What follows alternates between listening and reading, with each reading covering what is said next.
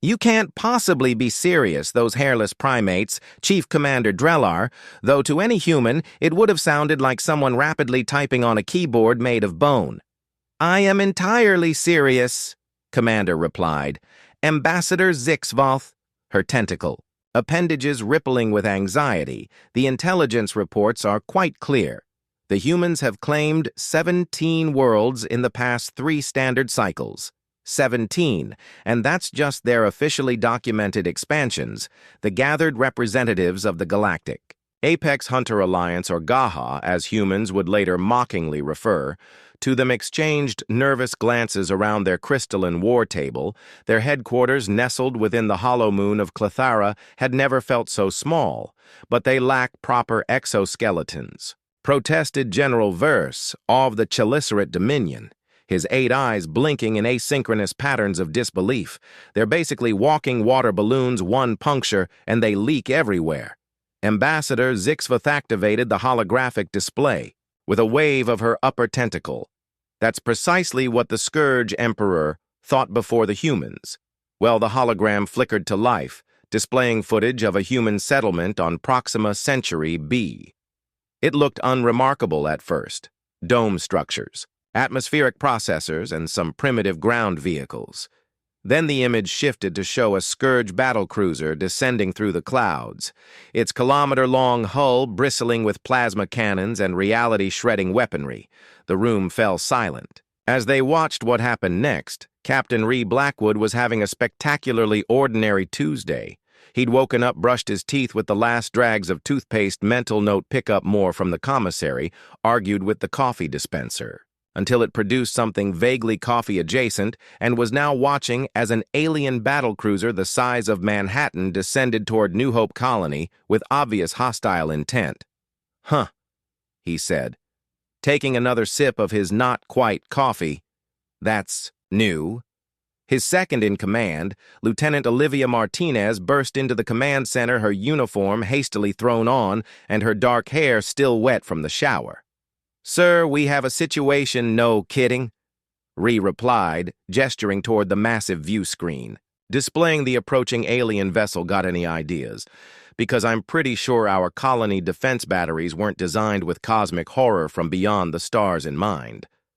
Olivia blinked at the screen, then at her captain, then back at the screen. Have we tried communicating with them? First thing I did, they responded with something that the translator interpreted as, prepare for harvest protein sacks, not super promising for diplomatic relations. Evacuation, there's 30. 00 colonists here, Martinez. Even if we had enough shuttles, which we don't, there's nowhere to go. Proxima B isn't exactly flush with habitable real estate outside our atmospheric domes.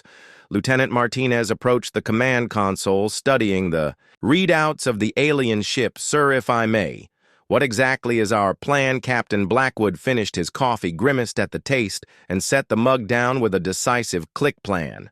Oh, we're gonna win, Lieutenant, win, she said it flatly. Not ask a question, but as if testing whether the word had somehow changed meaning overnight. Absolutely. He pressed a button on his console defense command. This is Captain Blackwood, activate protocol rude awakening. There was a pause, and then a voice responded, Sir R. You sure that's only theoretical? We've never actually do it. The assembled apex hunters watched in stunned silence as the footage continued. The human settlement, which had appeared defenseless, suddenly sprouted hundreds of concealed missile silos. But instead of conventional weapons, each silo launched what appeared to be small metal pods. What are those? Asked War Prince Cathar of the Silicon Harmony. Ambassador Zixvoth's voice was barely above a whisper. They call them angry bees. Thepods. Thousands of them swarmed toward the Scourge battlecruiser with surprising speed. The massive ship's point defense systems activated, destroying hundreds of the tiny projectiles. But there were simply too many. They impacted against the battlecruiser's hull, and instead of exploding, they attached themselves. I don't understand, said General Verse. What are they doing? The footage zoomed in on one of the pods. It had sprouted mechanical legs and was using what appeared to be a miniaturized plasma torch to cut through the battlecruiser's supposedly impenetrable armor. They're boarding it. Zixvoth explained each pod contains a single human soldier in what they call environmental battle armor. The pods are designed to breach hulls and deploy their occupants directly into enemy vessels. That's insane, sputtered Chief Commander. Draar, who would willingly launch themselves at relativistic speeds into an enemy warship. The G-forces alone would they have a technology they call inertial dampeners. Zixvoth interrupted, and as for who would volunteer for such missions, well, humans apparently have a waiting list. The footage continued, showing the Scourge battle cruiser listing to one side as internal explosions rippled through its hull. In less than 20 minutes, the mighty vessel, pride of the Scourge fleet and terror of 3 spiral arms, began an uncontrolled descent toward the planet's surface, eventually crashing in an uninhabited region, thousands of kilometers from the human settlement. Search teams dispatched to the crash site found no survivors among the Scourge crew. What they did find, however, were all 457 human soldiers celebrating their victory by planting a flag in the wreckage and, according to intelligence reports, hosting something called a barbecue, using parts of the ship's fusion reactor as a grill. That's one incident Chief Commander Dzar said, his mandibles now perfectly still, perhaps. The Scourge were careless. The Scourge, Zixvoth reminded him, have subjugated 13 species and destroyed 7 others. They were not careless. They were outmatched by a species that by all logic should have surrendered immediately. What about their physiology? Asked War Prince Cathvar.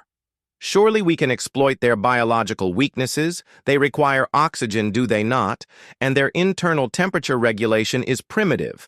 At best, Ambassador Zixvoth flicked through several data screens with her tentacles. Their environmental suits negate most physiological vulnerabilities, but more concerning is their adaptability. Observe, another hologram appeared, showing a human outpost on what appeared to be an ice planet. The temperature readout at the bottom of the display showed ambient conditions of 70 degrees C. This is their mining colony on Europa, one of the moons of their origin systems. Gas giant, notice anything unusual? The apex hunters studied the footage. Humans were moving about outside their habitats, operating machinery with minimal protective gear beyond insulated clothing. How are they not freezing? Asked General Verse.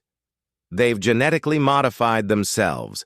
Zixvoth explained, this particular subgroup of humans has enhanced cold tolerance through a combination of increased brown fat deposits and what they call anti-freeze proteins derived from Arctic fish. Status report O'Malley came, and Captain Blackwood's voice through his earpiece. Devon paused his crawling to check the holographic display on his wrist about 30 mir from the main power coupling. Captain, no resistance so far. These bug guys really don't believe in security cameras in their ventilation. Systems don't get cocky. The Scourge have infrared sensing organs. They might not need cameras. Roger. That Devon replied, patting the device clipped to his belt. Good thing. We came prepared, the device lovingly nicknamed Cold Shoulder by its R&D designers was emitting a field that masked Devon's heat signature, essentially rendering him invisible to infrared detection. It wasn't perfect. It couldn't actually cool him down without killing him. So instead, it created a sort of thermal hologram that made him appear to be part of the background temperature. Devon continued his progress through the ducts, occasionally consulting the 3D map projected by his wrist device. The map was being updated in real time as other members of the strike team fed data. Back to the colony's defense command. Hey, Captain, Devon whispered after a few more minutes of crawling. I've been thinking. Always dangerous specialist. Ha ha ha. But seriously, why do alien ships always have ventilation ducts big enough for humans to crawl through? It seems like a major design flaw. There was a pause before Captain Blackwood replied. These aliens are 3 m tall with exoskeletons. Allie, their maintenance workers are probably the size of bears. These ducts aren't designed for humans to crawl through. They're designed for Scourge workers. And we're just small enough to take advantage of that. Oh, Devon considered this, so we're basically vermin to them, more like parasites. But yes, cool, always wanted to be the alien equivalent of a tapeworm. Devon arrived at a junction in the ventilation system and checked his map again. Taking a left here should be approaching the power coupling. Soon remember the plan. Plant. The charges set the timer for 15 minutes and get back to your entry point. The extraction pods will be waiting 15 minutes. Why so long? Because Captain Blackwood said with audible patience, we need time to evacuate all our people before this thing goes boom. This isn't a suicide mission specialist. Devon grinned to himself as he crawled onward. Where's the fun in that? A few minutes later, he arrived at a large ventilation grill overlooking what had to be the main power coupling, a massive crystalline structure pulsing with energy surrounded by alien technicians, scuttling about onto many legs. I've got eyes on the target. He whispered into his calm, moving to place charges. Now carefully, Devon removed the ventilation grill and set it aside. He then began extracting the specialized explosive devices from his backpack's sleek matte black cylinders with glowing blue indicators. Each one was powerful enough to level a small building, and he had psi. Maintenance hatch, 2 junctions ahead on your right. It leads to the outer hull. We can position an extraction pod there, but you'll have about 45 seconds of vacuum exposure. My suit can handle that. Devon said, though he wasn't entirely sure if that was true. The environment suits were rated for brief vacuum exposure, but 45 seconds was pushing it. It'll have to. Captain Blackwood replied grimly, because those charges are going to blow in about 2 minutes and 30 seconds. Devon finished. Yeah, I may have adjusted the timer a bit. You what they saw me. If I set it for 15 minutes, they'd have plenty of time to disarm the charges this way. They're too busy chasing me to worry about them, and if you don't make it out in time... Devon grinned, despite the gravity of the situation. Then I guess I'll go out with a bang, sir. He could practically hear Captain Blackwood's eye roll through the comm. Just get to that maintenance hatch. O'Malley, that's an order. Yes, sir. Devon reached the junction and took the right. Turned crawling faster now as he heard the alien scuttling growing louder behind him. Up ahead, he could see the maintenance hatch, a circular portal with what appeared to be a rotating locking mechanism. I can see the hatch, he reported, approaching now. Just as he reached the hatch, a section of the ventilation shaft behind him tore open, and a scourge soldier thrust its head and upper limbs into the passage. Its compound eyes locked onto Devon, and its mandibles clicked in what he could only assume was alien rage. Hi there, Devon said, offering a little wave with his free hand while his other hand worked the hatch mechanism. Don't suppose you'd believe I'm doing routine HVAC maintenance. The alien let out a screech and lunged forward, its clawed appendages narrowly, missing Devon's boots as he pushed the hatch open and propelled himself through it straight into the cold vacuum of space. Immediately, his suit's emergency systems activated, sealing all possible leaks and stiffening to maintain pressure. Devon felt the saliva on his tongue begin to boil before his helmet fully pressurized, and his ears popped painfully. I'm outside the ship, he gasped into his calm, the words feeling strange in his mouth as his suit compensated for the lack of external atmosphere. Where's my ride? Look, to your 3 ow, came the reply. Extraction pod inbound 30 seconds. Devon turned his head and saw a small bullet-shaped pod rocketing toward him from the direction of the colony. His suit's oxygen reserves were already at 80% and dropping. The vacuum was finding microscopic leaks. Despite the suit's best efforts behind him, the maintenance hatch opened again, and a scourge soldier emerged, apparently wearing some kind of vacuum-adapted armor. It oriented itself and began moving toward Devon with surprising grace, using the ship's hull as leverage. I've got company, Devon warned, pushing off from the hull to put distance between himself and the alien. The movement sent him tumbling into open space, away from both the ship and his approaching extraction pod. Stabilize yourself. Captain Blackwood ordered, use your maneuvering thrusters. Devon fumbled for the controls on his wrist. Activating the suit's small hydrogen peroxide thrusters, jets of steam shot from his shoulders and hips, arresting his tumble and allowing him to reorient himself toward the approaching extraction pod. The scourge soldier, however, had launched itself directly at him, its multiple limbs outstretched like some nightmarish spider. 20 seconds to extraction. Kamith update in his ear. Might need to speed that up a bit, Devon replied, activating his thrusters again to dodge. The alien's lunge in the vacuum. The movement was eerily silent. Just the soldier's armored form sailing past him, trailing vapor.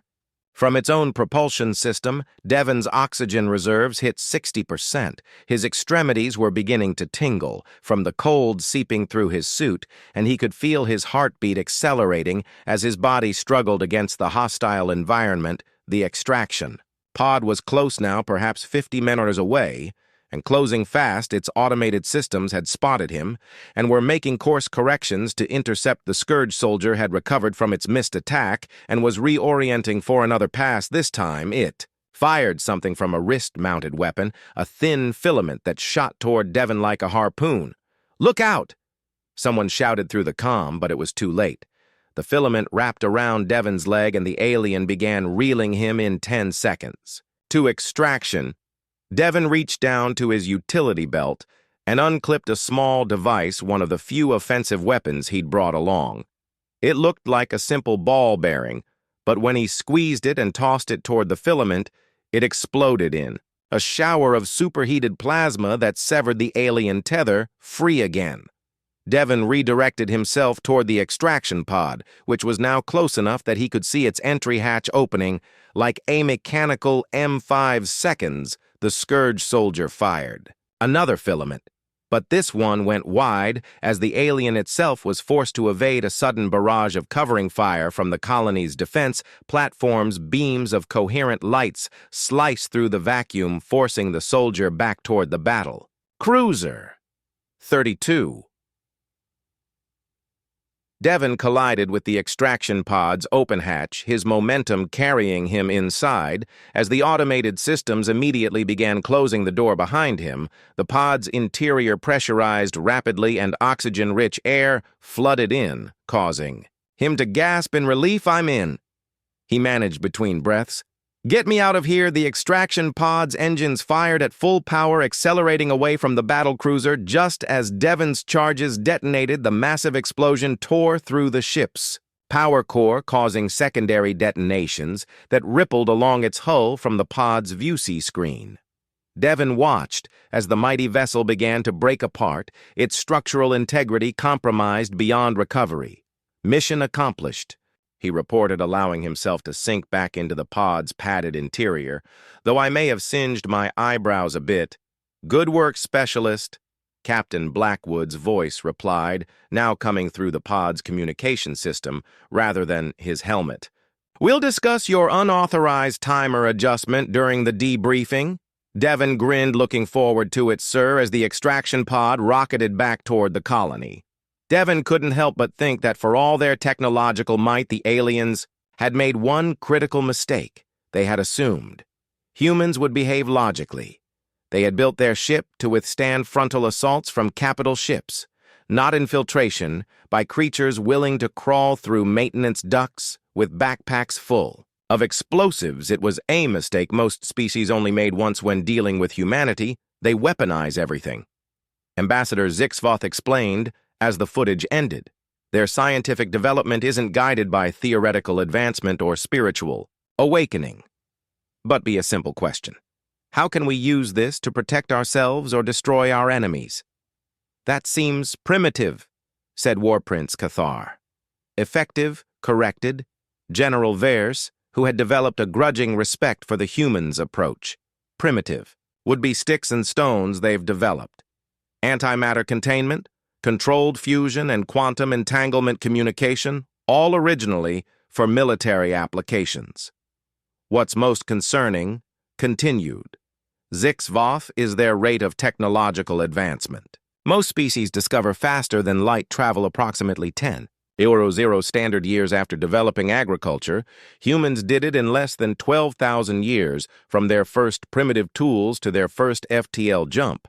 And now that they have access to galactic archives through salvaged alien technology, they're accelerating. Finished Chief Commander Drar, his mandible, clicking nervously.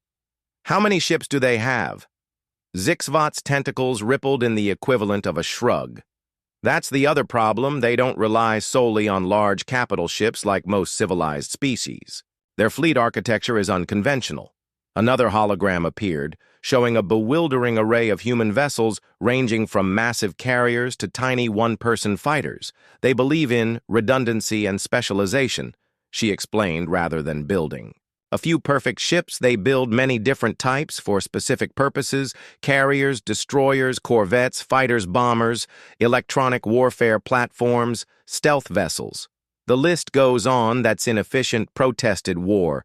Prince Kavar, the resources required to maintain such diversity are justified by their effectiveness in combat, interrupted General Vers. I'm beginning to understand their strategy. By fielding many different vessel types, they create complexity that's difficult to counter with a single approach. Precisely, confirmed Zixvoth, and most concerning of all is their concept of asymmetric warfare. When outmatched, they don't surrender or fight honorably to the death. They change the rules of engagement entirely. She showed footage of a small, human vessel approaching a much larger alien ship. Instead of opening fire, the human ship launched what appeared to be debris toward the alien vessel. "What are they doing?" asked Chief Commander Drar. "Launching garbage," Zixvoth replied, pacifically. "Metal shavings and ceramic particles at relativistic speeds." The apex hunters watched as the cloud of debris impacted the alien vessel, tearing through its hull like hypervelocity bullets the larger ship never had. A chance to return fire, its systems were compromised almost instantly, leaving it dead in space. "They call it a kingfisher strike," Zixvoth explained, "named after a bird from Earth that catches fish by diving into water, simple, effective, and nearly impossible to defend against without advanced warning." "This is not how civilized species conduct warfare," protested Chief Commander Drexar. "Perhaps that's why civilized species keep losing to them." General Ver observed dryly. The most disturbing aspect continued. "Zixvoth is their ability to turn anything into a weapon." Observe the hologram changed again, showing what appeared to be normal asteroid mining operations. "Maintenance hatch, 2 junctions ahead on your right. It leads to the outer hull. We can position an extraction pod there, but you'll have about 45 seconds of vacuum exposure. My suit can handle that." Devon said, though he wasn't entirely sure if that was true. The environment suits were rated for brief vacuum exposure, but 45 seconds was pushing it. "It'll have to," Captain Blackwood replied grimly, "because those charges are going to blow in about 2 minutes and 30 seconds. Devon finished. "Yeah, I may have adjusted the timer a bit. You what they saw me. If I set it for 15 minutes, they'd have plenty of time to disarm the charges this way. They're too busy chasing me to worry about them, and if you don't make it out in time..." Devon grinned. "Despite the gravity of the situation, then I guess I'll go out with a bang, sir."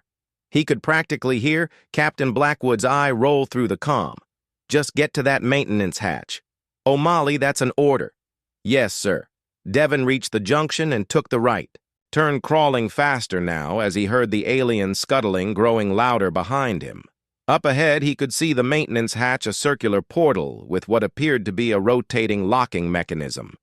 "I can see the hatch," he reported, approaching now. Just as he reached the hatch, a section of the ventilation shaft behind him tore open, and a scourge soldier thrust its head and upper limbs into the passage.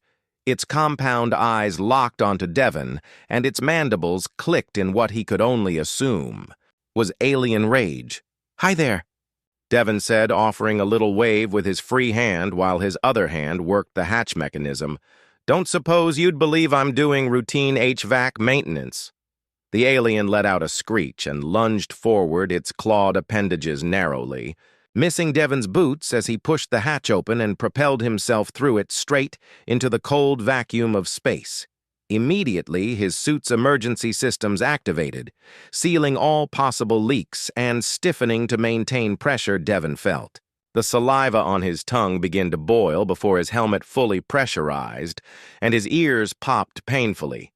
"I'm outside the ship," he gasped into his calm, the words feeling strange in his mouth as his suit compensated for the lack of external atmosphere. "Where's my ride? Look to your 3 ow," came the reply. Extraction pod inbound 30 seconds. Devon turned his head and saw a small bullet-shaped pod rocketing toward him from the direction of the colony. His suit's oxygen reserves were already at 80% and dropping. The vacuum was finding microscopic leaks. Despite the suit's best efforts behind him, the maintenance hatch opened again and a scourge soldier emerged, apparently wearing some kind of vacuum-adapted armor. It oriented itself and began moving toward Devon with surprising grace, using the ship's hull as leverage. "I've got company," Devon warned, pushing off from the hull to put distance between himself and the alien. The movement sent him tumbling into open space, away from both the ship and his approaching. "Extraction pod, stabilize yourself.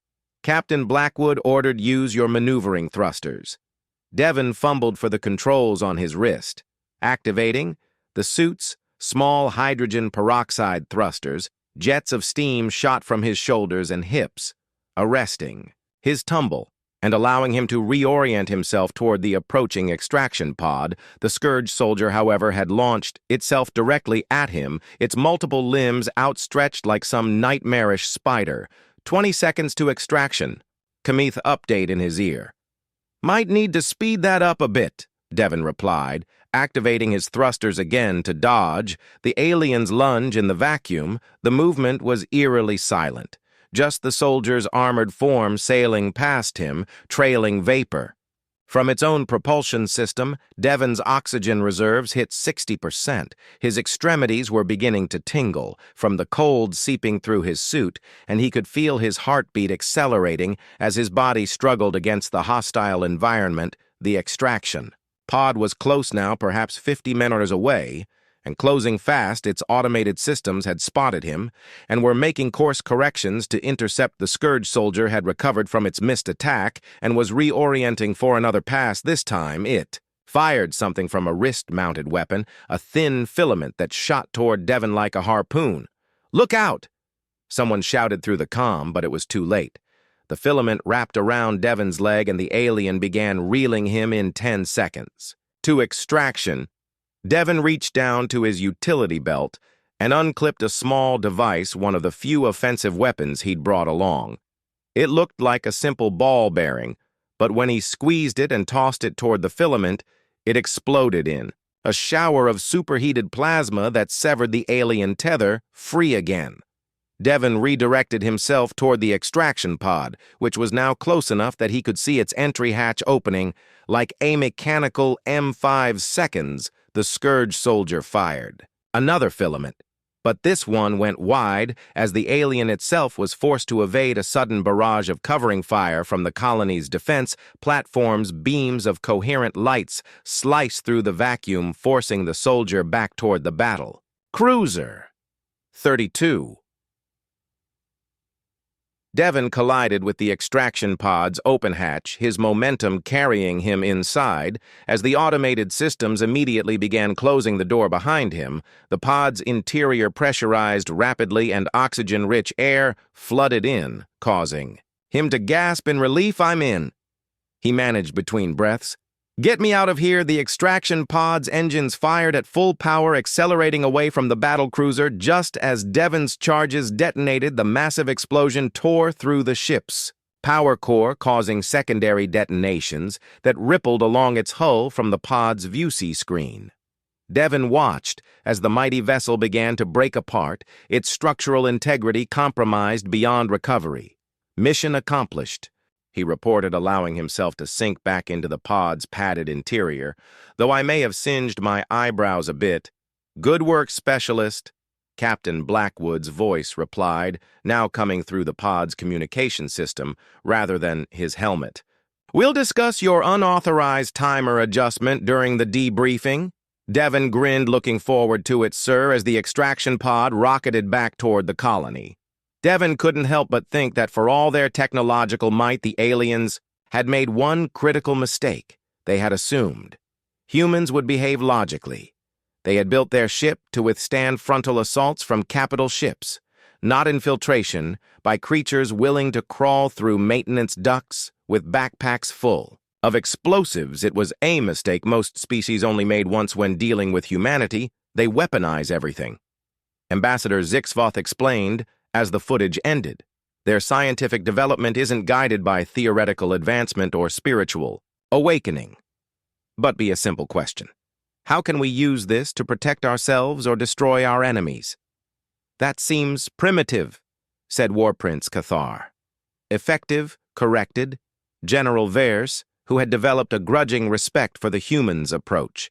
Primitive would be sticks and stones they've developed. Antimatter containment, controlled fusion, and quantum entanglement communication, all originally for military applications. What's most concerning, continued. Zixvoth is their rate of technological advancement. Most species discover faster than light travel approximately 10,000 standard years after developing agriculture. Humans did it in less than 12,000 years from their first primitive tools to their first FTL jump. And now that they have access to galactic archives through salvaged alien technology, they're accelerating. Finished Chief Commander Drar, his mandible, clicking nervously. How many ships do they have? Zixvoth's tentacles rippled in the equivalent of a shrug. That's the other problem. They don't rely solely on large capital ships like most civilized species. Their fleet architecture is unconventional. Another hologram appeared, showing a bewildering array of human vessels ranging from massive carriers to tiny one-person fighters. They believe in redundancy and specialization, she explained rather than building.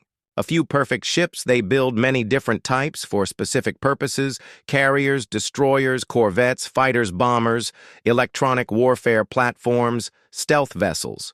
The list goes on. That's inefficient, protested war. Prince Kavar, the resources required to maintain such diversity are justified by their effectiveness in combat, interrupted General Vers. I'm beginning to understand their strategy. By fielding many different vessel types, they create complexity that's difficult to counter with a single approach. Precisely, confirmed Zixvoth, and most concerning of all is their concept of asymmetric warfare. When outmatched, they don't surrender or fight honorably to the death. They change the rules of engagement entirely. She showed footage of a small, human vessel approaching a much larger alien ship. Instead of opening fire, the human ship launched what appeared to be debris toward the alien vessel. What are they doing? Asked Chief Commander Drar. Launching garbage, Zixvoth replied, pacifically. Metal shavings and ceramic particles at relativistic speeds. The apex hunters watched as the cloud of debris impacted the alien vessel, tearing through its hull like hypervelocity bullets the larger ship never had. A chance to return fire, its systems were compromised almost instantly, leaving it dead in space. They call it a kingfisher strike, Zixvoth explained, named after a bird from Earth that catches fish by diving into water, simple, effective, and nearly impossible to defend against without advanced warning. This is not how civilized species conduct warfare, protested Chief Commander Drexar. Perhaps that's why civilized species keep losing to them. General Ver observed dryly. The most disturbing aspect continued. Zixvoth is their ability to turn anything into a weapon. Observe the hologram changed again, showing what appeared to be normal asteroid mining operations. A pattern indicating extreme caution. That's why I've called this meeting. I believe we have three options, she raised. One tentacle first. We can attempt to contain them by establishing buffer zones around their territory and heavily militarizing the borders. A second tentacle rose second. We can try to negotiate an alliance, bringing them into the fold of galactic civilization and hopefully moderating their more aggressive tendencies through cultural exchange. And the third option? Asked General Vers, though his tone suggested he already knew the answer. Zixvoth's third tentacle rose slowly. We launch a preemptive strike with our combined forces, hit them hard, hit them fast before they grow any stronger. The chamber erupted in overlapping voices as the representatives debated the merits of each approach. War Prince Cathar advocated for containment, arguing that direct conflict would be too costly. General Vers favored alliance, suggesting that human ingenuity could be redirected toward common Threats, Chief Commander Delar, however, insisted that preemptive action was the only logical choice. As the debate reached its peak, a chime sounded throughout the chamber, silencing all discussion. "What is that?" demanded Chief Commander Delar. Ambassador Zixvoth checked her communication device, her tentacles suddenly going rigid with shock. "It appears we have a visitor who would dare interrupt a High Council meeting of the Apex Hunters' War." Prince Kavar's crystalline form vibrated with indignation. The chamber's massive doors slid open, revealing a figure that seemed almost comically small compared to the assembled alien representatives. A human dressed in a simple blue uniform with minimal ornamentation walked calmly into the center of the room. "Greetings," said the human, offering a slight bow. "I am Admiral Elena Costa of the United Earth Fleet. I apologize for the interruption, but I believe you're discussing matters that directly concern my species, and I thought it might be productive to have a representative present." "How did you find this place?" demanded Chief Commander Dreller, mandibles clicking rapidly in agitation. "This moon is shielded from all conventional detection methods." Admiral Costa smiled pleasantly. "Yes, it is very impressive technology. We've been trying to reverse engineer it from the data we gathered when we planted the listening devices. 6 months ago, a stunned silence fell over the chamber. "You've been spying on us." Warrant's Cathar's voice carried both outrage and disbelief. "Spying is such a loaded term," the Admiral replied with a dismissive wave. "We prefer preemptive intelligence gathering, and before you ask, yes, we've heard every word of today's meeting." She turned to address Ambassador Zixvoth directly. "Your assessment of our capabilities was impressively thorough. Ambassador, though I must point out that the Kingfisher strike footage you showed was actually from a training exercise in real combat situations. We use a much higher density of projectiles." Ambassador Zixvoth's tentacles coiled tightly against her body, a sign of extreme distress in her species. "Admiral, your presence here is a violation of galactic diplomatic protocols." Perhaps Costa acknowledged with a shrug, but I thought it more efficient than waiting for you to reach a decision, and then having to respond to it this way. We can cut through several cycles of posturing and get straight to meaningful dialogue.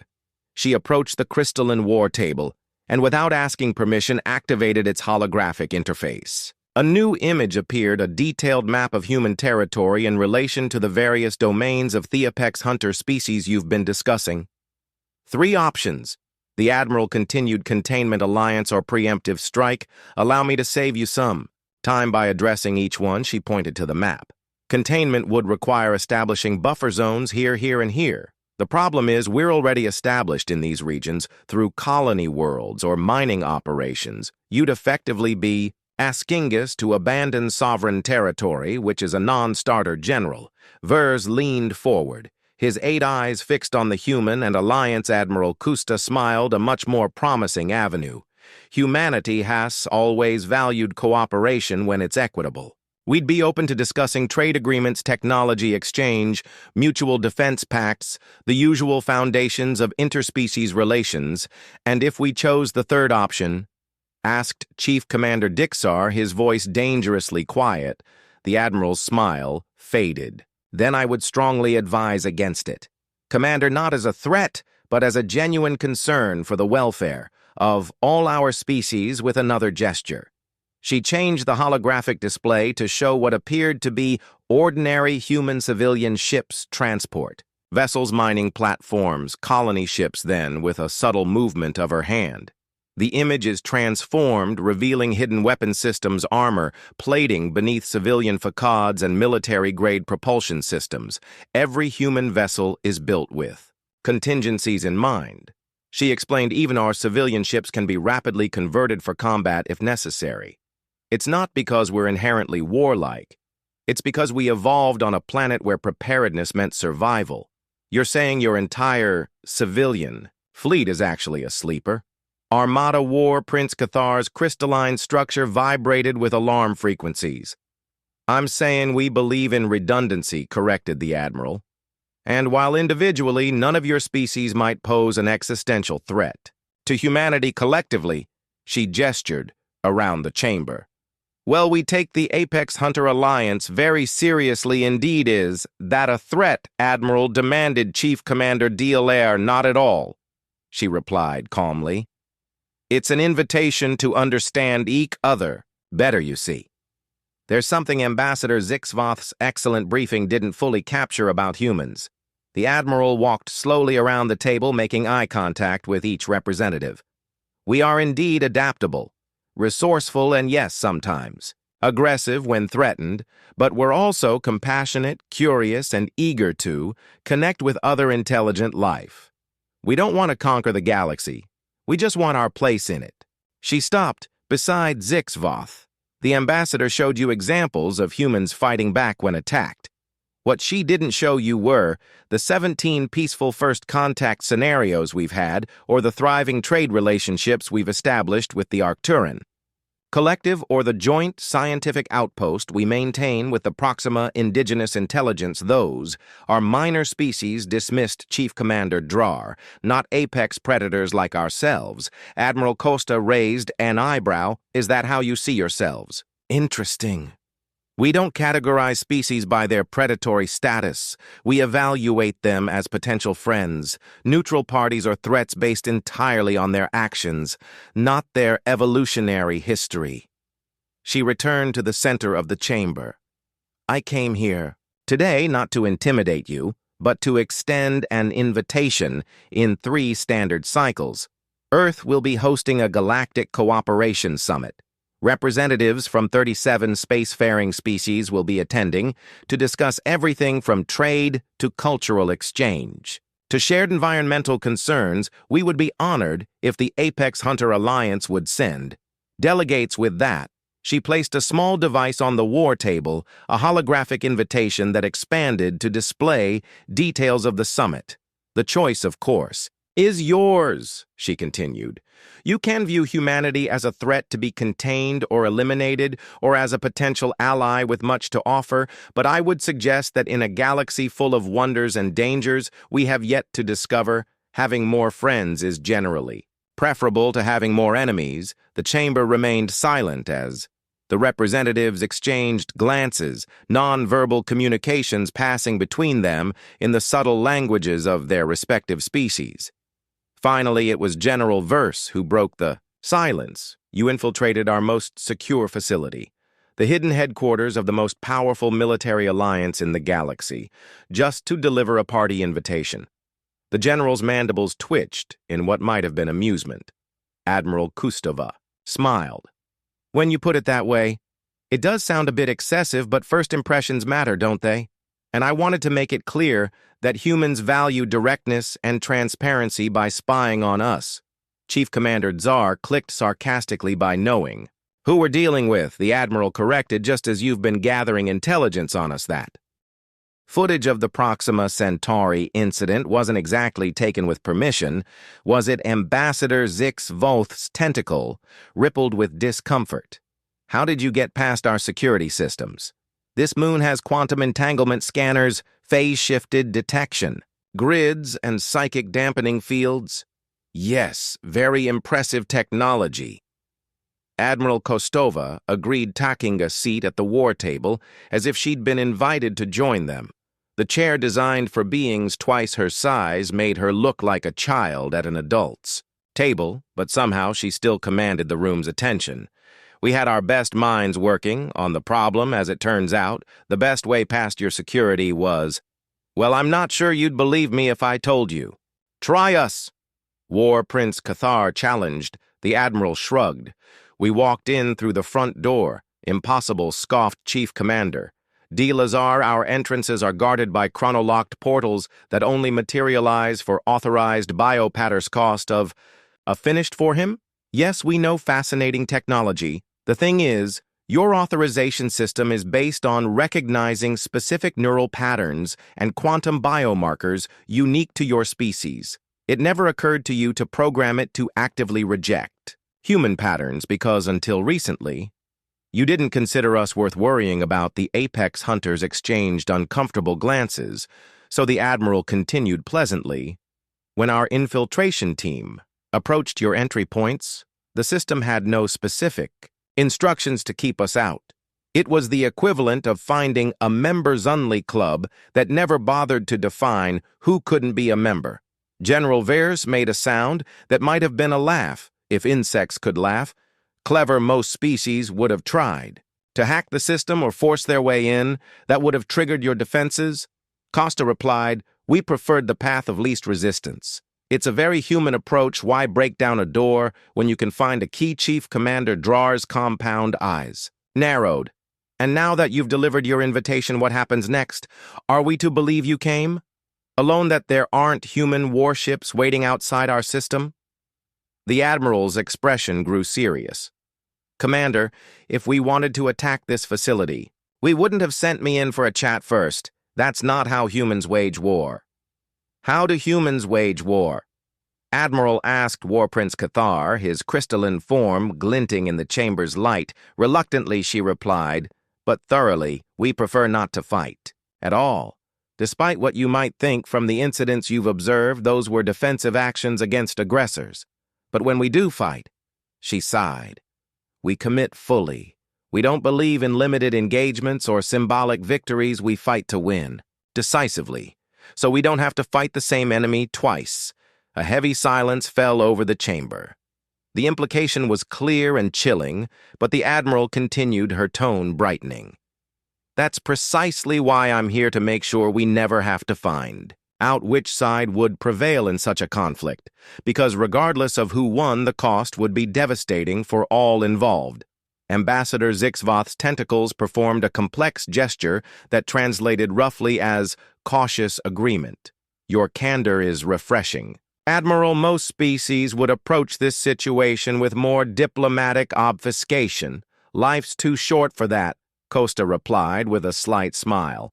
"Even with our advanced medical technology, the average human only lives about 130 years, we've learned. Not to waste time talking in circles, a practical approach," acknowledged General Vers, "but you must understand our concern. Your species has expanded rapidly, militarized aggressively, and demonstrated remarkable aptitude for warfare despite your relative youth as a spacefaring civilization. All true." The Admiral nodded. "Because we exist in a dangerous galaxy, the first aliens humanity encountered tried to harvest us for biological materials. The second attempted to colonize our homeworld. By the time we met anyone friendly, we'd already learned hard lessons about galactic realities." She leaned forward, resting her elbows on the table. "But consider this, despite those early experiences, we haven't launched any unprovoked attacks against other species. We haven't attempted to conquer inhabited worlds or forced our culture on others. We've defended ourselves. Yes, but we've also established diplomatic relations, trading partnerships, and cultural exchanges wherever possible. And what guarantees do we have that this behavior will continue as your power grows?" asked. Chief Commander D. Lazar Admiral Costa spread her hands. "The same guarantee any species has about another: mutual self-interest and the foundations of trust we build together. That's why I'm inviting you to the summit. It's why I'm here unarmed in your secure facility. We're extending our hand metaphorically, speaking and hoping you'll take it back on Earth in the Unified Defense Command headquarters beneath the rebuilt city of Geneva." A team of senior military officials and civilian leaders watched the encounter through Admiral Kostova's ocular feed. The room was tense, all eyes fixed on the massive display showing Thalian representatives from the Admiral's perspective. "She's taken one hell of a risk," muttered General Takashi. Yamamoto, drumming his fingers nervously on the conference table. "If they decide to detain her, or worse, we have no extraction plan that wouldn't trigger an interstellar incident." Dr. Amelia Wells, the civilian head of xenopolitical strategy, shook her head. "It's a calculated risk. General, the psychological profile we've built of the Apex Hunter leadership suggests they respect boldness. A traditional diplomatic approach would have been interpreted as weakness besides added Director of Intelligence, Felix Okafor. Admiral Costa volunteered for this mission specifically because of her background in xenopsychology. She understands the cultural nuances at play better than anyone and the quantum entanglement communicator. implanted in her cerebral cortex, allows us real-time observation. And if necessary, guidance still doesn't mean I have to like it.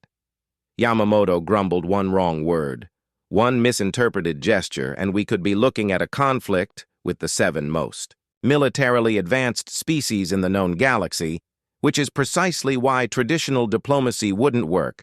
Drewells insisted the apex hunters don't respect protocol and pleasantries.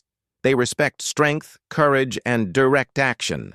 Admiral Costa giving them a demonstration of our intelligence capabilities while simultaneously offering peaceful cooperation is exactly the right approach on the display they watched as the alien representatives continued their discussion with the Admiral. The translation software provided real-time subtitles of the various alien languages, though much of their communication remained non-verbal shifts in posture colors and movements that the software was still learning to interpret. Look at that director. Okafor pointed, the Silicon Hegemony representative. War Prince Kavar. His crystalline structure is vibrating at frequencies associated with thoughtful consideration. Not aggression and general versus eye patterns suggest curiosity rather than hostility. What about?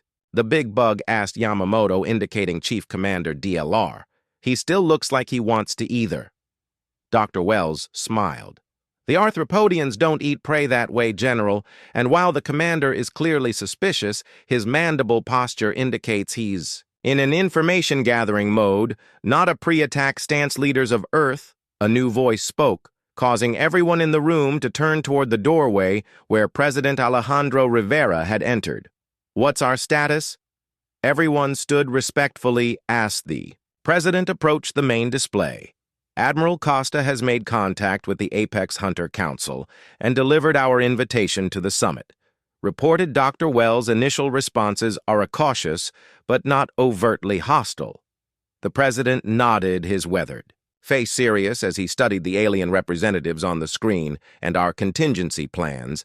The 6th Fleet remains at high alert in the Kuiper Belt.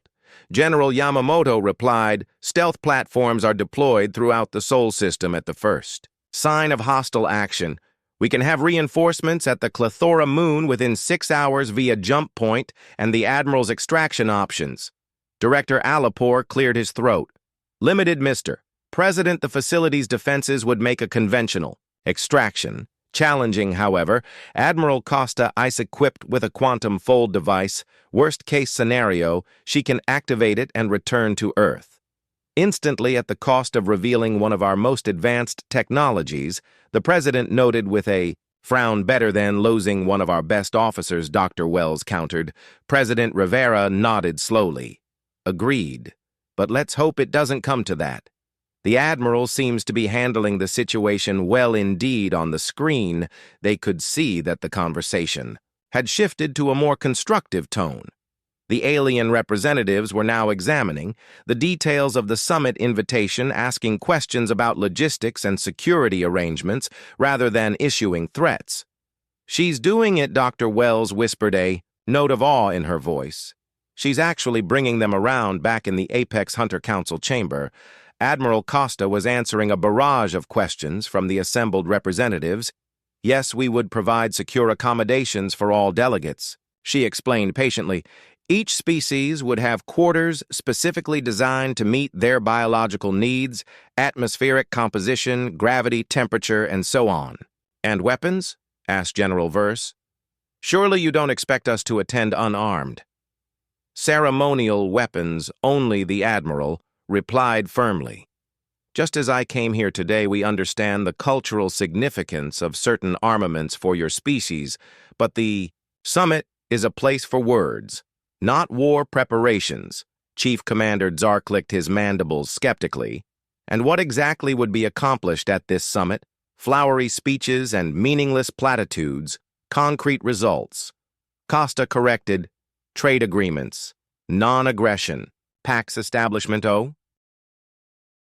You're telling me these hairless bipeds with their laughably fragile bodies and pathetically short lifespans are our last hope? Grand Admiral Zixvorns, this has to be a joke. Commander Trill shifted uncomfortably on her 4 rear limbs, while her front Pair gestured toward the holographic display with all due respect. Admiral, the data doesn't lie. The humans have demonstrated remarkable adaptability. Adaptability. The Admiral's compound eyes flashed with bioluminescent contempt. Is that what we're calling suicidal recklessness these days? The war room of the Arthean flagship Inevitable Dominance hummed with the background noise of a civilization. On the brink of extinction, the hegemony's forces had pushed through the outer colonies with ruthless efficiency their hive-mind tactics, overwhelming even the most sophisticated Arthean defenses. 7 galactic cycles of brutal conflict had reduced the once proud Arthean Collective to a handful of core systems. The Council has already approved the alliance proposal. Trill continued, her exoskeleton flushing a light purple with stress.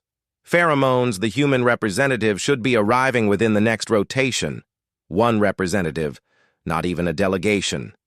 The Admiral's antenna twitched with disbelief. Do they not comprehend the gravity of our situation, actually?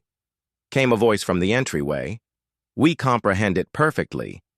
Every Arthean in the room swiveled toward the source of the interruption, standing there, quite literally standing on only 2 limbs, like some kind of biological anomaly was a human.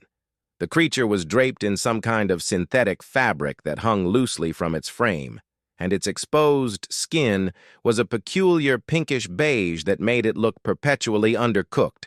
Lieutenant Casey Blackwell. Terran Strategic Command, the human announced, striding into the room with an easy confidence that bordered on offensive given the circumstances. Sorry about the dramatic entrance. Your security drones are remarkably chatty once you hack their basic communication protocols. Admiral Zixvorn's carapace darkened with rage. You hacked our security systems? More like persuaded them to look the other way. The human's face contorted into what Trill recognized from her xenobiology briefings as a smile, a baring of teeth. That somehow didn't signal imminent aggression. Don't worry, I didn't break anything much. This is precisely the kind of reckless behavior that makes your species so effective. Lieutenant Blackwell interrupted, reaching into a pocket and withdrawing a small device. Mind if I plug in? I brought some intel that might change your perspective. Before anyone could object, the human had already connected the device to the central holographic projector. The display flickered, then stabilized to show detailed schematics of what appeared to be hegemony battlecruisers. Where did you get this? Classified information? Trill asked, her scientific curiosity overriding protocol. Let's just say the hegemony's cybersecurity is more security theater than actual security. Blackwell manipulated the projection, highlighting specific sections of the enemy ships. They've got a critical vulnerability in their propulsion systems. Hit them here, here, and here with precisely calibrated electromagnetic pulses, and their entire fleet becomes very expensive space. Debris. Admiral Zixvorn's compound eyes narrowed. If this vulnerability is genuine, why hasn't your military exploited it already? Because we need your help to deploy it effectively, Blackwell replied, switching the display to show what looked like modified Arthean vessels. Your crystalline tech can focus. The EMP's better than anything we've got. Our scientists have designed these modifications for your ships, but we need your engineers to implement them. Cooperation. Trill murmured, her antenna perking up with interest, a truly novel concept. Exactly. Blackwell's smile widened. The hegemony expects us to fight separately and die separately. They've never encountered a true alliance before. They literally can't conceive of species with different evolutionary paths working together. That's their weakness. And what does Earth gain from this alliance? The Admiral demanded. Your home world is still months away from hegemony territory. By conventional FTL, Blackwell's expression turned serious. We've seen this pattern before in our own history. The hegemony isn't stopping with the Arthean Collective. They're methodically eliminating potential threats before they become actual threats. We're just further down their list. Preemptive, self-preservation. Trill translated, logical. Plus, Blackwell added with that strange smile, again, humans have this annoying habit of rooting for the underdog. It's gotten us into trouble more times than I can count. Admiral Zixvorn made a sound that the universal translator couldn't quite interpret very well, Lieutenant. You've earned a hearing, but be warned, if this is some elaborate deception, I'll personally ensure that humans move to the top of the hegemony's list, fair enough. Blackwell nodded. Now let me introduce you to what we humans call asymmetric warfare, 3 standard rotations. Later, Commander Trill found herself in the ship's engineering bay, watching in fascination as Lieutenant Blackwell argued with Chief Engineer Kiss VK over the modifications to the Arthean vessels, but the polarization will destabilize at these energy levels. Kasvik insisted, his work appendages gesticulating wildly at the schematics. That's why we're reconfiguring the containment field to account for the phase variance.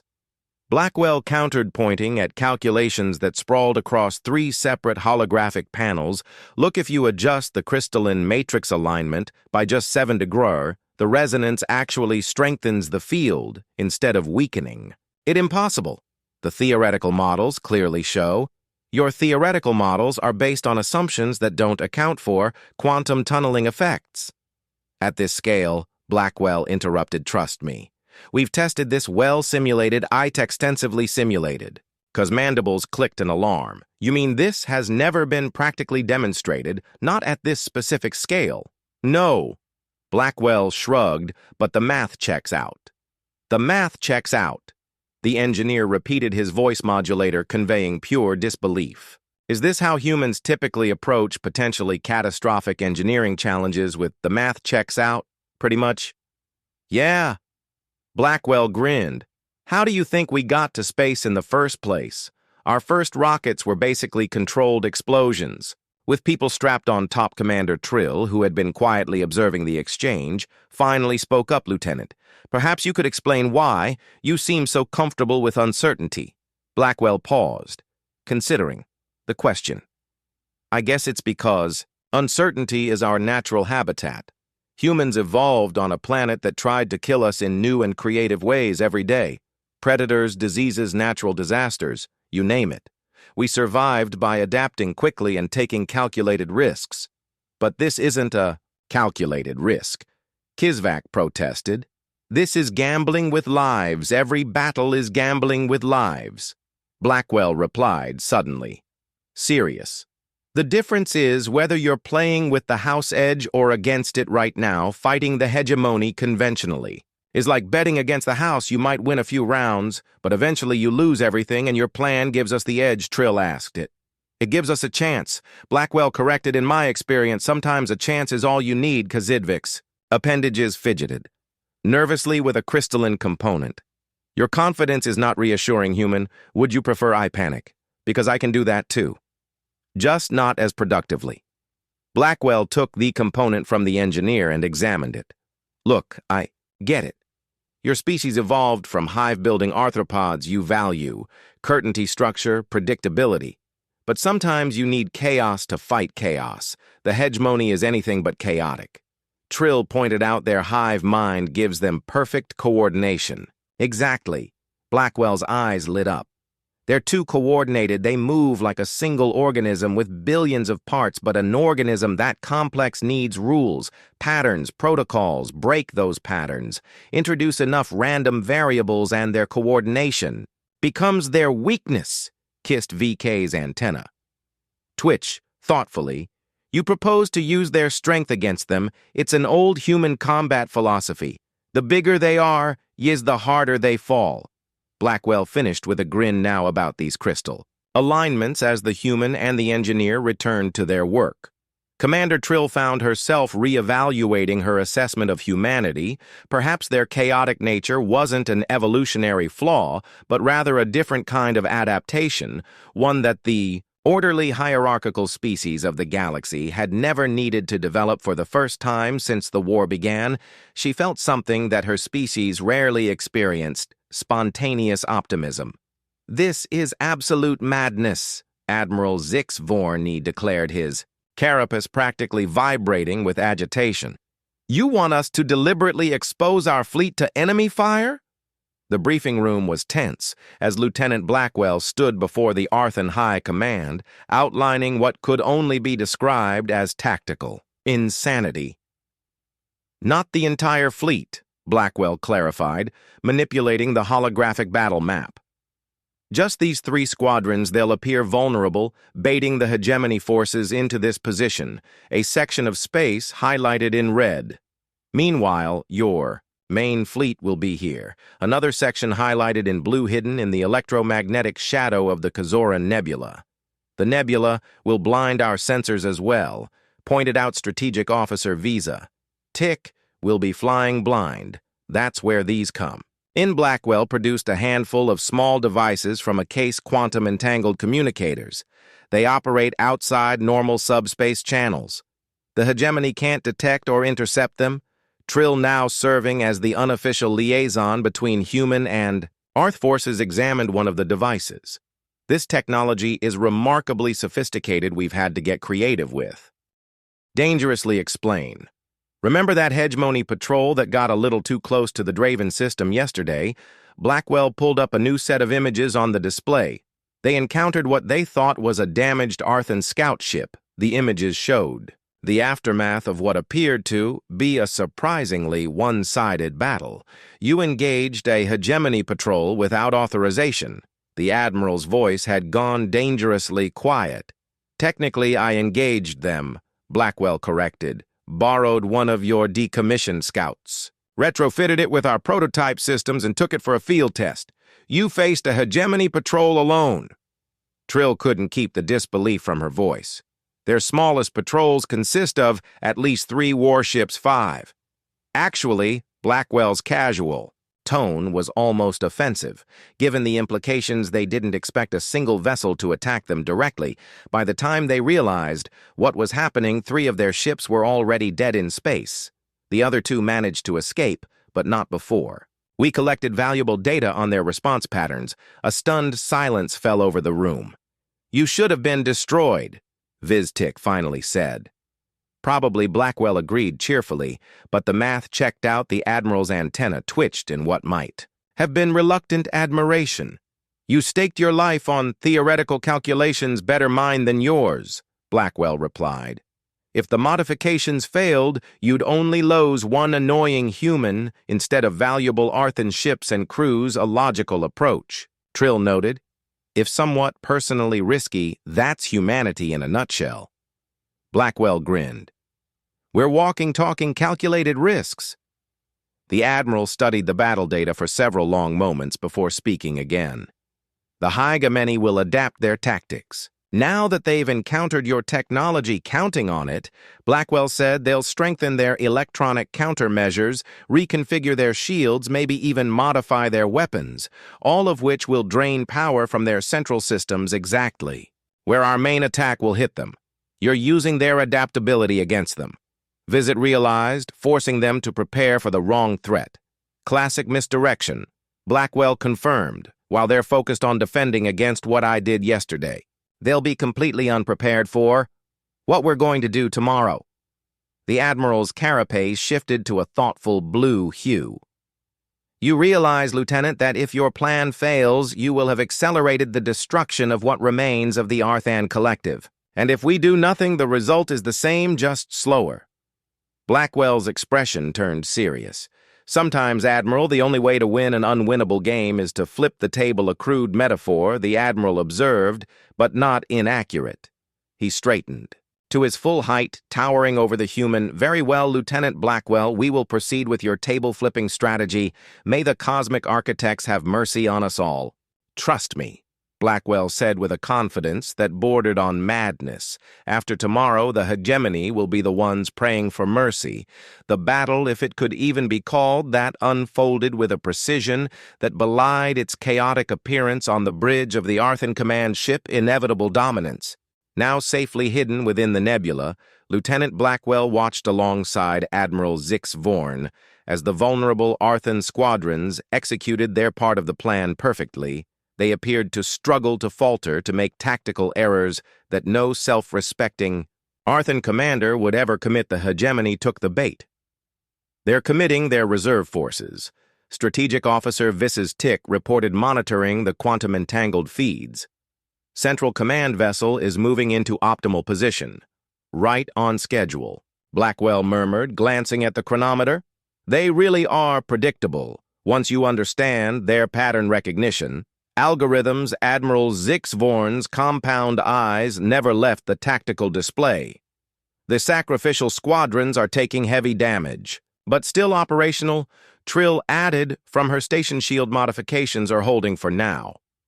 The Admiral noted grimly. Blackwell checked a series of calculations on her personal device. Hegemony fleet formation is at 93% optimal density. 3 more minutes until they reach target configuration. Our squadrons may not have minutes, Visatic warned. They'll hold, Blackwell said with such conviction that even the skeptical Arthans found themselves believing it. They know what's at stake. The minutes ticked by with excruciating slowness on the display. Arthan ships flared and dimmed as they absorbed punishing salvos from the encircling hegemony vessels. The formation tightened, the noose closing around what the hegemony perceived as the last gasp of Arthan resistance target density achieved. Visit announced SS signal. The squadrons, Blackwell ordered suddenly all business execute, Phoenix Protocol. What happened next would be studied in military minds across the galaxy for generations to come. The dying Arthan ship suddenly unleashed a synchronized burst of energy not at the hegemony vessels, but at precise coordinates in the apparently empty space between them. The crystalline focuses modified, according to Blackwell's specifications, concentrated. The energy into patterns that seemed random to casual observation. They weren't random. The energy bursts triggered a cascading reaction in the hegemon's interconnected systems. Ship after ship suddenly went dark, their lights flickering out like candles. In a windstorm, the few vessels that remained operational began to move erratically, as if their navigation systems were receiving conflicting commands. Now! Blackwell shouted, unnecessary but unable to contain the adrenaline surge. Main fleet engage! The Arthean command fleet burst from the nebula weapons already charged and targeting systems locked on the crippled hegemony vessels. It wasn't a battle so much as a cleanup operation. Within minutes, the once mighty hegemony attack force was reduced to scattered debris and disabled ships drifting helplessly in the void. By the cosmic architects, Admiral Zixvorn breathed his normally impassive exoskeleton, flushed with the blue-green of astonishment. It worked. Of course it worked, Blackwell replied, though the relief in her voice betrayed that she hadn't been quite as certain as she'd pretended. The math checked out. What exactly did we just witness? Trill asked, her scientific curiosity overwhelming her military decorum. Blackwell's face split into that disconcerting human smile. We exploited a fundamental flaw in their hive-mind architecture. Those energy bursts created a specific pattern of quantum fluctuations that essentially gave their central processing network the equivalent of a seizure. You gave their fleet a neurological condition. Visit seemed torn between horror and admiration. More or less, Blackwell shrugged. We noticed that their coordination relied on quantum entanglement at a specific frequency. Disrupt that frequency with precisely calibrated interference patterns and their entire command structure collapses. The Admiral's antenna twitched. With newfound respect, you turn their greatest strength into their greatest vulnerability. That's the human way, Blackwell said, monitoring the ongoing mop-up operation. Find the pattern break. The pattern create a new pattern that works in your favor. The hegemony will adapt. Visa Tick warned this tactic will not work a second time. It doesn't need to. Blackwell replied, we just needed it to work once to buy us time to implement Phase 2. The Admiral's compound eyes fixed on the human Phase 2. This was merely the first stage of your strategy, Admiral Blackwell said with a grin that could only be described as predatory. We're just getting started in the aftermath of the battle, which was already being called the miracle of Kazoran throughout Arthean space. Commander Trill found Lieutenant Blackwell in one of the ship's observation lounges, staring out at the stars, the human. appeared smaller somehow, the manic energy that had carried her through the past rotations. Finally ebbing away, Lieutenant Trill approached cautiously, unsure of human post-battle protocols. "The Admiral has requested your presence at the strategy session. I'll be there in a minute." Blackwell replied, without turning, just needed a moment to process. Trill moved to stand beside the human, her 4 rear limbs settling into a comfortable stance as she gazed out at the same vista. Is this a human mourning ritual for those lost in battle that earned a small laugh? Something like that. We call it decompression after the adrenaline wears off, after you've cheated death one more time. There's a kind of emptiness that follows, not quite sorrow, not quite relief, just quiet. Your cultural briefings did not mention this aspect of human psychology, Trill noted. Yeah, well, we don't like to advertise our vulnerabilities. Blackwell finally turned to face the Arthean commander. Your people fought well today, better than I. Expected honestly, they were inspired. Trill said simply by you. Blackwell shook her head. I just provided a plan, they provided the courage to execute it. You misunderstand. Their entire civilization had collapsed into factional conflict. They nearly went extinct fighting among themselves. We had to intervene to save what was left of their species. And now the Z exist as individual family units they've developed. Art, music, literature, cultural expressions that were impossible under their previous hive structure. Blackwell's eyes held a complexity of emotion that Trill couldn't fully interpret. They're not the same species they were, but they survived. They adapted, they evolved. You're offering the hegemony, the same chance, Trill realized. Whether they take it or not will be up to them. Blackwell said, individual choice. That's the whole point. Trill's antennae waved thoughtfully. I will support your proposal to the Council, Lieutenant. But I hope you understand the gravity of what you're suggesting better than anyone. Blackwell replied, and for the first time since they'd met, Trill saw something that might have been regret in the human's expression better than anyone. The Collective Council's deliberations lasted less than a full rotation, remarkably swift by Arthean standards. The decision when it came was unanimous. Deploy the Chaos Seed. The mission to deliver the weapon was by necessity small and covert, a single. Modified stealth vessel barely large enough for a crew of 2 Artheans and 2 humans slipped away from the inevitable dominance without ceremony or fanfare. Lieutenant Blackwell, of course, insisted on leading the mission. Personally, Commander. Trill, driven by both scientific curiosity and a growing sense of responsibility toward their human allies, volunteered to join her. The team was completed by a human technical specialist named Dr. Lawrence and an Arthean pilot known only as XKZ, renowned throughout. The Collective for her unparalleled navigational skills approaching hegemony central space. XKZ reported her voice characteristically calm, despite the gravity of their mission's stealth systems functioning at optimal capacity, any sign they've detected. Us, Blackwell asked. Monitoring the sensor array. Negative, the pilot replied. Their patrol patterns remain consistent with standard protocols. Trill, who had been studying the data streaming in from their passive sensors, looked up in surprise. The Overmind appears to be located on a mobile platform, not a planetary installation. As we hypothesized, Dr. Lawrence leaned over to examine Trill's findings. Interesting. They've put their entire central consciousness on what amounts to a glorified space station. The human specialist adjusted his glasses, a quaint affectation he maintained despite having perfect vision correction available. Actually, that makes tactical sense. Harder to target, easier to relocate if threatened. It also makes our job more complicated. Blackwell noted, pulling up the schematics they'd managed to piece together from intercepted hegemony transmissions. A planetary installation would have fixed access points, predictable security patterns. This she gestured at the massive structure, displayed on the screen. This is designed to be defended from all approaches.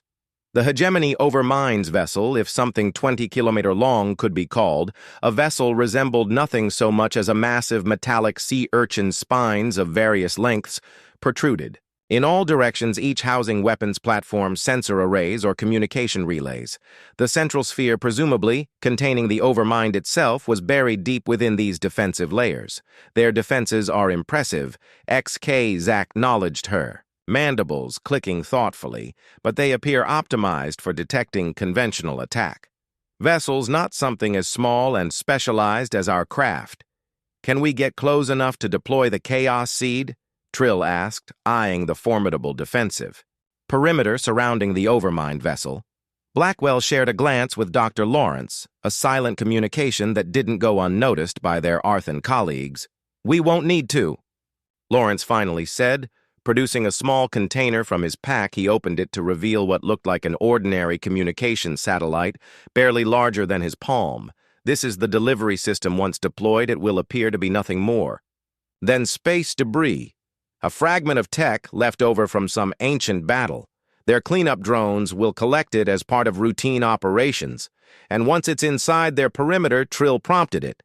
"Activates," Blackwell explained, "sends out a brief, highly targeted quantum pulse directly into their communications network.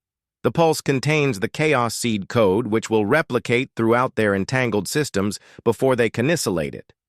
XKZ's antenna twitched with what might have been professional. "Admiration elegant. They collect the weapon themselves exactly," Lawrence confirmed. Carefully resealing the container, humanity's been perfecting the art of getting enemies to defeat themselves for millennia. It's practically a tradition at this point. Trill's compound eyes fixed on the container. "How long after deployment until we see effects again that glance between the humans?" "Variable," Blackwell finally said. "The hegemony's network is more complex than anything we've encountered before it. Could be hours, it could be days, but it will work." XKZ pressed. "It will work," Lawrence assured her with the quiet confidence of someone who had run the simulations thousands of times. "The question isn't if, but how extensively and how quickly." Blackwell turned to the pilot. "Take us into optimal deployment position. We want this to look like just another piece of battle debris calculating approach vector."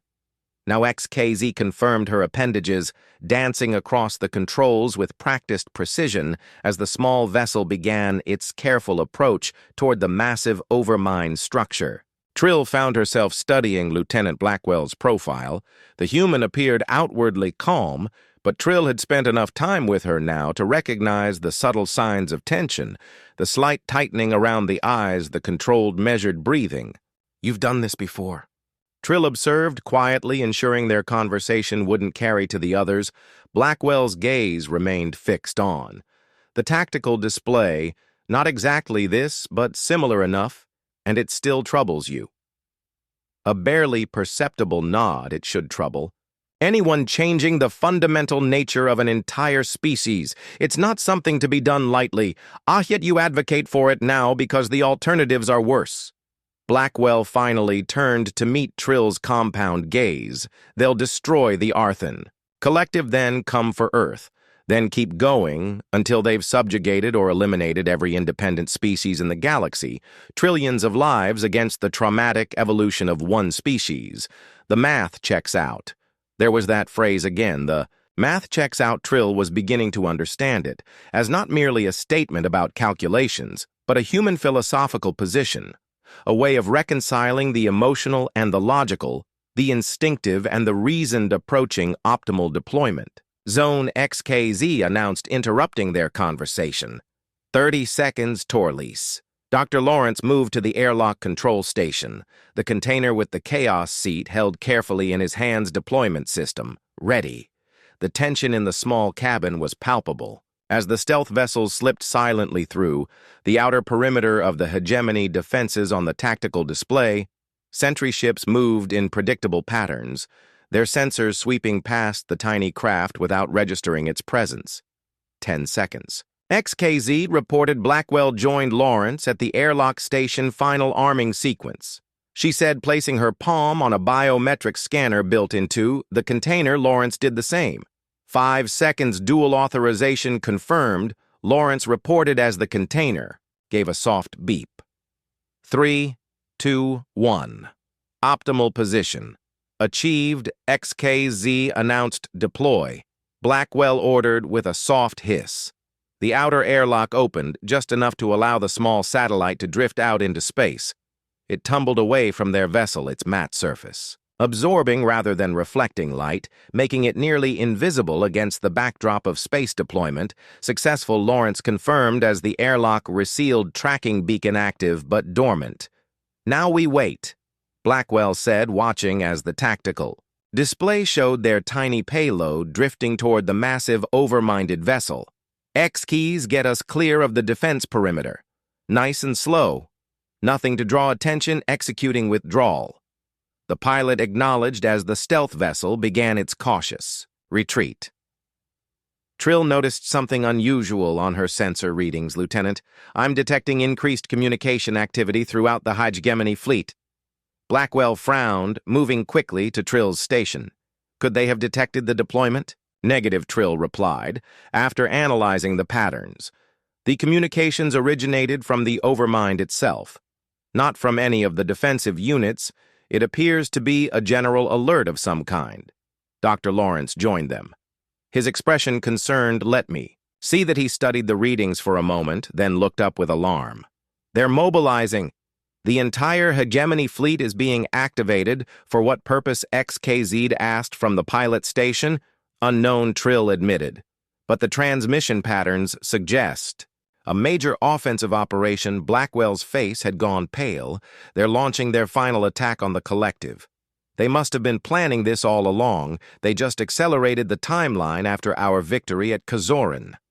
We must warn the Admiral, Trill said urgently. Agreed. But not until we're clear of the defense perimeter, Blackwell replied. Any transmission now would give away our position. The minutes that followed were among the most tense Trill had ever experienced. The small vessel glided silently through space, surrounded by increasing hegemony activity as ships began to move from their standard patrol routes into attack formations. Perimeter breach in 3 minutes. XKZ reported, her normally steady voice tight with urgency. The chaos seed, Trill said suddenly. Has it been collected? Yet Lawrence checked the tracking system. Negative, it's still drifting at current trajectories. It won't be picked up by their cleanup drones for at least another hour too long. Blackwell muttered. Far too long a decision seemed to crystallize in the human's eyes, one that immediately set off warning signals in Trill's instincts. No, Trill said, reading. Blackwell's expression.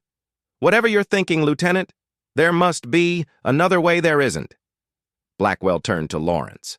Can you rig the tracker to emit a distress signal, something that would get their immediate attention? The specialist's eyes widened as he grasped her intention. Yes, but that would I know what it would do. Blackwell cut him off. Can you do it? After a moment's hesitation, Lawrence nodded. Give me 2 minutes. We don't have 2 minutes. XKZ warned. Perimeter breach in 180 seconds. Then work fast, Blackwell ordered, turning to Trill. Commander, I need you to prepare a message for the Admiral. Full tactical assessment of the hegemony mobilization deployment recommendations, everything. You've observed, Lieutenant, Trill said carefully. What exactly are you planning? A distraction? Blackwell replied, the casual tone belied by the intensity in her eyes. Something to get their attention focused here instead of on the Arthean systems. You're going to reveal our position. Trill realized, make yourself a target. Make myself a target. Blackwell corrected. Not the ship, just me. Absolutely not. Trill's mandibles clicked in agitation. The mission parameters do not include sacrificial decoys. The mission parameters just changed. Blackwell countered Lawrence's status. Almost there. The specialist replied, his fingers flying over the controls. But Casey, this is insane. Even for you. Noted, Blackwell said dryly. XKZ, I need you to plot a course that will take you to the perimeter breach point, then hold position just long enough for me to launch in the emergency pod, then immediate maximum acceleration out of the system. The Arthean pilot's antenna twitched in what might have been shock. You're proposing to launch yourself toward the overmind vessel in an unarmed emergency pod. I'm proposing to create the most tempting target the Hedgeman has ever seen. Blackwell, Confirmed a human alone deep in their territory. Broadcasting on all frequencies, they'll be so focused on capturing me, they won't notice the chaos seed until it's too late, and you Trill demanded what happens to you when they capture you. Blackwell's smile was grim best-case scenario. I keep them entertained long enough for the chaos seed to activate, then escape in the confusion, and worst case, I don't escape. The human shrugged with a casualness that Trill now recognized as wholly artificial, but the seed still activates, and both our civilizations survive. Like I said, the math checks out done. Lawrence announced, holding up a small device remote activator for the tracker. Once triggered, it'll emit a signal strong enough to be detected by every hegemony sensor within 1,000 km perfect. Blackwell took the device and tucked it into her uniform pocket XKZ status on that course, plotted and ready. The pilot replied, though her voice conveyed clear disapproval, "But I must register. My objection to this plan, it violates at least 7 collective military protocols." Noted. Blackwell turned to Trill that message for the Admiral Trill's compound, eyes fixed on the human, with an intensity that would have made most beings uncomfortable. "Do you truly believe this is necessary?" Lieutenant Ido Blackwell replied, and for perhaps the first time since they'd met, there was not race of humor or bravado in her voice, only calm certainty. After a moment, Trill nodded. "The message is prepared, but I am accompanying you." "Absolutely not." Blackwell said immediately. "The collective needs your scientific expertise. Besides, one target creates a distraction. 2 targets creates a pattern they might actually analyze instead of just reacting to perimeter breach in 90 seconds. XKZ reported, "No time to argue." Blackwell said already, moving toward the emergency pod access. "Dr. Lawrence, you're in command once I'm gone. Get this ship and its crew back to the inevitable dominance at all costs." Lawrence looked like he wanted to object, but years of military discipline held. "Understood, Lieutenant XKZ'd execute the course on my mark." The Arthean pilot's appendages hovered over the controls. Ready. Blackwell paused at the pod access door, looking back at the small crew. Her gaze lingered on Trill. "It's been an honor serving with you. Commander, tell the Admiral, tell him the math checked out before anyone could respond." Blackwell was through the door and sealing it behind her. The emergency launch sequence began automatically, a series of warning lights flashing. Throughout the small vessel emergency pod launch in 15 seconds, the computer announced. Mark Blackwell's voice came through the comm system. XKZ immediately executed the pre-planned course, bringing the stealth vessel to a momentary stop just inside. The defense perimeter pod launch in 5 seconds. Trill moved to the view screen, watching as the small pod separated from their vessel, its thrusters immediately igniting to send it on a trajectory directly toward the massive overmind structure pod. Launched, the computer confirmed emergency protocols activated, executing maximum acceleration, XKZ announced, and the stealth vessel surged forward, pushing the limits of its inertial dampeners as it raced toward the perimeter on the tactical display. Trill watched as the tiny dot representing Blackwell's pod moved steadily deeper into hegemony space. For several long moments, nothing happened. Then suddenly the dot began to pulse with increased intensity. "She's activated the tracker signal," Lawrence said, his voice tight, "and she's broadcasting something." Through the ship's communication system came Blackwell's voice, transmitting on all frequencies in a defiant, almost jubilant tone. "Attention hegemony forces, Lieutenant Casey Blackwell of Terran Strategic Command here. Just thought I'd drop by for a friendly visit, love. What you've done with the place. Very evil empire. Quick question, though. Has anyone ever told you that hive minds are so last millennium individual thought is? All therage these days, you might want to try it sometime. Oh, and by the way, that ass-kicking you received at Kazoran, that was just the warm-up act?" "She's taunting them," Trill said in disbelief, deliberately, provoking them classic. Casey Lawrence muttered. A complex mix of emotions playing across his face, always did know how to make an entrance, or in this case an exit, on the tactical display. The reaction was immediate and overwhelming. Hegemony vessels began breaking formation, converging on the Emergency pods' position alert signals cascaded through their network as the unexpected intruder sent the highly regimented defense system into chaos. Perimeter, breach successful XKZ reported as their vessel slipped past the now distracted outer. Defenses clear space ahead, maximum speed to the rendezvous coordinates Lawrence ordered. We need to get this intelligence to the Admiral immediately as the stealth vessel accelerated away from hegemony space. Trill remained at the view screen watching.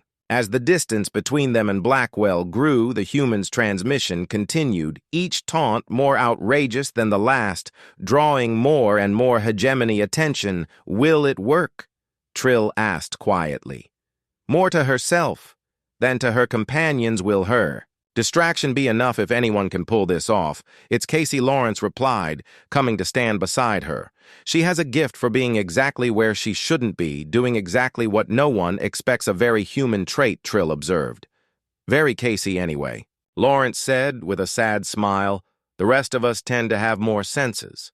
Their vessel raced toward Arthean space, carrying vital intelligence and a desperate hope. Trill found herself contemplating the strange, contradictory creatures that were humans. They were simultaneously the most logical and the most irrational beings she had ever encountered, capable of calculating the odds with cold precision, then immediately defying those same odds through sheer force of will. The math checks out, Blackwell had said repeatedly. Yet in the end, she had chosen to add herself to the equation, altering the variables in ways no Arthean would ever consider. Perhaps that Trill reflected was humanity's true power, not their technology or their strategies, but their ability to rewrite the rules of the game even as they played it. Admiral Zixvorn received the news of Lieutenant Blackwell's self-assigned mission with a stillness that was unnerving even by Arthean standards. She did what? He finally asked his compound, eyes fixed on Commander Trill as if hoping he had misheard Lieutenant. Blackwell launched herself in an emergency pod directly toward the overmined vessel. Trill repeated standing at rigid attention in the Admiral's private briefing room aboard the inevitable dominance. She activated at a stress signal to draw attention to herself and away from the chaos seed. And you allowed this, the Admiral's antenna twitched with what might have been disbelief or anger. Sometimes even other Artheans had difficulty distinguishing between the two. I did not allow it. Admiral Trill replied carefully. The lieutenant was most decisive in her actions, a diplomatic way of saying she didn't give you a choice, observed strategic officer Visa Tick, who had been silently monitoring the exchange from his position near the tactical display. Indeed, Trill acknowledged, however, her action. While unauthorized may have saved the mission, the hegemony forces were mobilizing for what appeared to be a major offensive against our remaining systems. Lieutenant Blackwell's distraction has disrupted their timetable and ensured the chaos seed will be in position when their cleanup drones eventually collect it. The Admiral's carapace shifted to a thoughtful blue hue as he processed this information, and the lieutenant, what is her current status? Unknown. Trill admitted our last communication from her came as we were breaching the perimeter. She was continuing to broadcast provocative messages to draw maximum attention. Captured then, Vizit concluded, most likely. Trill agreed her scientific objectivity wearing with a newfound emotional response that she found difficult to categorize. However, the lieutenant seemed confident in her ability to extract herself once the chaos seed activated. Confidence has never been in short supply among humans. The Admiral noted dryly their ability to survive their own confidence. However, is more variable. What of the hegemony mobilization? Visit asked, returning to the more immediate tactical concern. How much time do we have? Dr. Lawrence is analyzing the data now. Trill replied, preliminary assessment suggests their offensive has been delayed but not canceled. We may have gained a day, perhaps. To the Admiral's mandibles clicked thoughtfully, and the chaos seed, when can we expect it to take effect again? Uncertain. Dr. Lawrence estimates anywhere from hours to days, depending on how quickly it's collected and integrated into their systems. So we find ourselves in the uncomfortable position of waiting. The Admiral observed, not a strategy. the Arthean military typically embraces. No, Sir Trill agreed, but perhaps that is another lesson we can learn from the humans. Sometimes waiting or appearing to wait can be the most effective action. The Admiral studied her for a long moment. You've developed a high regard for our human allies. Commander, I have, Trill acknowledged without hesitation. Their methods are unorthodox, often chaotic by our standards, but undeniably effective. And Lieutenant Blackwell, specifically Trill, considered the question carefully. She is representative of humanity's most confounding and most valuable traits. Reckless yet calculating, emotional yet logical individual yet willing to sacrifice for the collective good.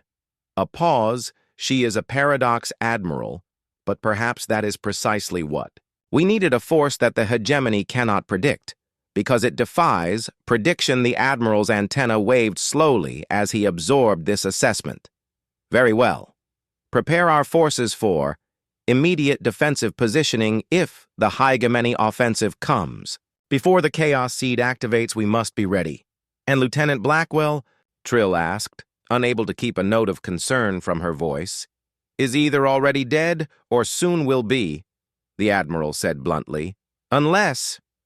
His compound eyes fixed on the tactical display where the massive hegemony formation was shown in disarray around the overminded vessel, unless he uncanny human luck holds out one more time. Lieutenant Casey Blackwell wash-having what humans throughout history had traditionally called a really bad day. The emergency pod never designed for complex evasive. Maneuvers had been quickly surrounded by hegemony interceptors. Rather than destroying it, outright they had deployed a capture net confirmation, if she needed it, that they wanted her alive for interrogation now, secured to an examination table in what appeared to be a medical bay of some kind. She was beginning to reconsider the wisdom of her get-captured-on-purpose strategy. Comfortable? Asked a voice that seemed to come from everywhere and nowhere at once. The translation was perfect, too. Perfect, lacking the slight delay and occasional awkwardness of standard translation algorithms, 5 or accommodations. Blackwell replied, testing the restraints for the third time and finding them unsurprisingly still secure. Though the room service leaves something to be desired, a figure stepped into her field of view, humanoid in basic shape, but clearly not human. Its skin was a pale, almost translucent gray that revealed shadowy internal structures. Beneath its eyes were large, entirely black and unblinking. Most disturbing was the lack of a mouth or any visible means of speaking. We are the voice of the overmind. The figure stated, the sound still seeming to come from the room itself rather than throbbing before her. You will answer our questions. Seems like a one-sided conversation, Blackwell observed, deliberately maintaining her casual tone every minute. She kept them focused on her. Was another minute for the chaos seed to be collected. But sure, I'm an open book. What do you want to know? How did you defeat our forces at Kazoran? The question was direct. The tone, flat and emotionless, would you believe? Superior tactical planning and the element of surprise, Blackwell offered with a smile that she knew would be interpreted as insincere. The voice tilted its head at an angle that looked uncomfortable. For any being with a conventional spine, you employed a weapon that disrupted our command structure. How? Trade secret, Blackwell replied. But I will say your quantum entanglement network has some serious security flaws. You might want to look into that. The voice was silent for a moment, its black eyes fixed on her with unnerving intensity. Your species is new to interstellar conflict. You have no history of significant military achievement. Yet you have developed technologies capable of interfering with systems the hegemony has perfected over millennia. This is inconsistent. We're full of surprises, Blackwell said, using the conversation to take stock of her surroundings. The medical bay was sterile and efficient, with various instruments whose functions she could only guess at arranged on nearby surfaces. No obvious exit except for the door through which the voice had entered. No windows, no visible ventilation ducts large enough to boastful, not promising for escape prospects. Your presence here is puzzling. The voice continued, a single human in unarmed vessel broadcasting provocative messages. Within our defensive perimeter, this behavior defies logical analysis. Maybe I just wanted to see if the rumors about the legendary hegemony hospitality were true, Blackwell suggested. So far, I've got to say, not impressed. The voice made a gesture with one long-fingered hand, and a display screen materialized in the air between them. It showed the current positions of hegemony forces throughout the sector, including the massive formation preparing to launch against the Arthean core systems. Your futile gesture has not altered the inevitable outcome. The voice stated the Arthean Collective will be eliminated. Then we will turn our attention to your Earth. Your species will be given the opportunity to join. The hegemony, those who resist, will be removed. Generous offer. Blackwell set her tone hardening, despite her best efforts to maintain the facade of unconcern. But humans have this weird hang-up about freedom, individuality, self-determination. You know, all those concepts that probably give your overmind. Indigestion. Freedom is inefficient, the voice replied. Individuality leads to conflict. Self-determination results in chaos. The hegemony brings order. Purpose, unity. Yeah, we've heard that sales pitch before. Back on Earth, Blackwell said, usually right. Before some dictator starts the mass executions, the voice tilted its head again. That same unnatural angle. You misunderstand. The hegemony does not destroy unnecessarily. We incorporate, we improve, we perfect by erasing everything that makes a species. Unique, Blackwell countered. Thanks, but hard pass. Your opinion is irrelevant, the voice said, dismissing the tactical display with another gesture. Your presence here, however, is fortuitous. Direct examination of a human brain will accelerate our understanding of your species' psychological weaknesses. A panel opened in the ceiling, and a complex apparatus began to descend toward the examination table. It bristled with instruments that looked decidedly unfriendly, particularly the wickedly sharp probe aimed directly at Blackwell's forehead. Whoa, hey, let's talk about this, Blackwell said, real alarm creeping into her voice. Now I'm sure we can come to some kind of arrangement that doesn't involve perforating my brain. Physical discomfort is temporary, the voice assured her thought. Her words were anything but reassuring. Your consciousness will be preserved within the overmind even after your organic form ceases to function. This is an honor rarely granted to non-hegemony species.